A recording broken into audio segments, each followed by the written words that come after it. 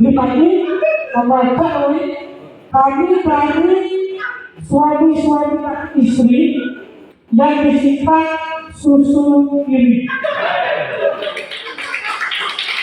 tidak lebar dan bisa jadi tidak jelas. Tapi tetap kami akan menyampaikan pandangan kami.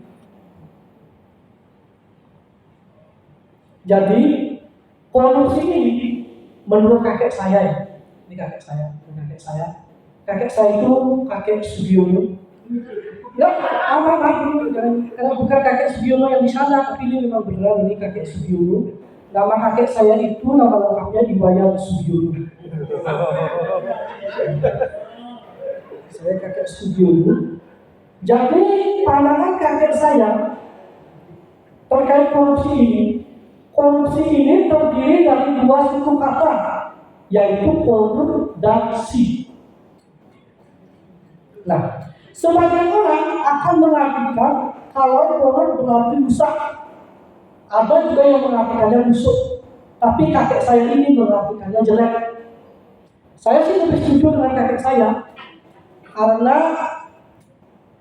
ia rusaklah, ia buruklah, pada dasarnya semuanya jelek. Saya lebih sependapat dengan kakek saya. Nah, itu baru korupnya, belum siap. Nah, ketika kita berbicara siap di sini, kakek saya bingung, saya juga bingung. Siap itu yang dimaksud siap itu apa? Seperti itu. Nah, kemungkinan si itu adalah merupakan yang berarti orang. Bisa jadi itu menggambarkan orang. Jadi korupsi itu diartikan sebagai orang jelek. Orang jelek yang bisa jadi itu sangat menjijikkan sehingga korupsi itu haram untuk dilakukan. Sekian. Oke, lagi tersangka ketua KPK ini, apa sih yang bisa Widodo tanggapi? Silakan. Oh, ini berat. Ini serius. Saya takut dulu pertanyaannya ya. Jadi pertanyaannya kurang lebih yang seharusnya memberantas korupsi malah kena kasus gitu ya ceritanya. Betul. Sisanya. Jadi sebelum saya jawab ya, kalau saya mengibaratkan ya, saya sebagai seorang suami punya istri yang cantik. Mungkin cantiknya ya kayak Pak Bigel gitu. Asik. Contoh, ini contoh. Terus Nggak takut istri. dengan istri yang cantik, terus dengan tampang saya yang seperti inilah. Maksudnya mungkin dibilang ganteng, ya silakanlah, itu relatif. Maksudnya ketika saya punya istri yang cantik, malah jadi beban ya dalam hidup saya. Kalau saya harus saya awasin setiap saat, kalau dia kemana-mana saya udah berpikiran nanti digoda orang lain. Kalau dia kerja nanti digoda teman kantornya, bingung kerjanya saya. Udah saya biarin di rumah, nggak saya izin kemana-mana karena saking cantiknya. Tetapi di rumah pun saya kalau di rumah pun saya was-was.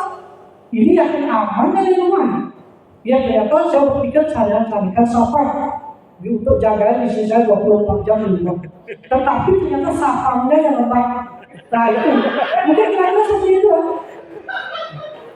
Jadi kalau ini hasil yang kepada saya, terima kasih atas kesempatannya. Selamat siang.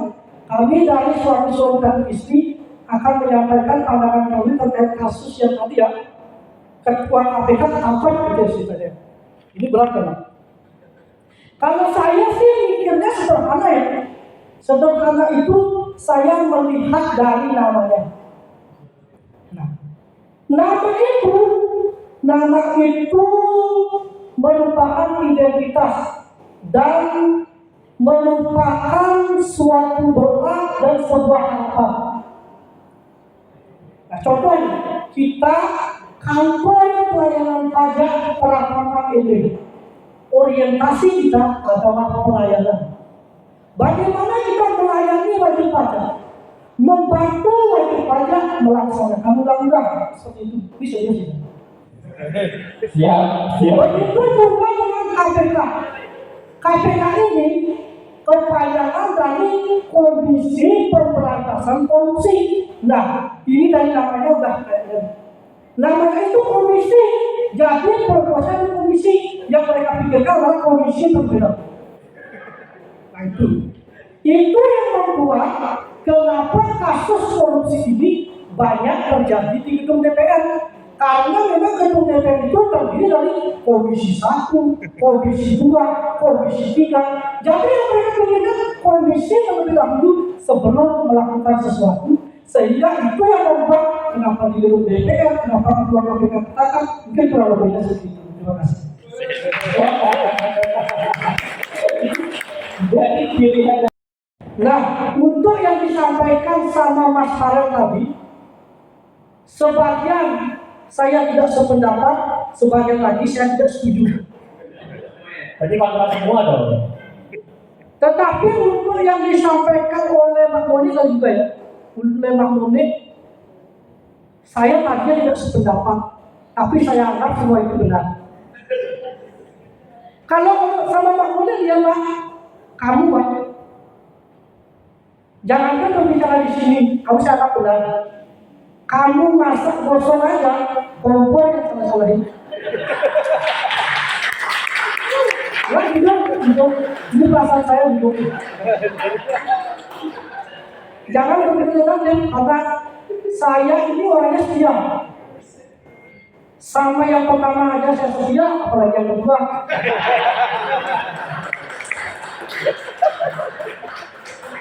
Walaupun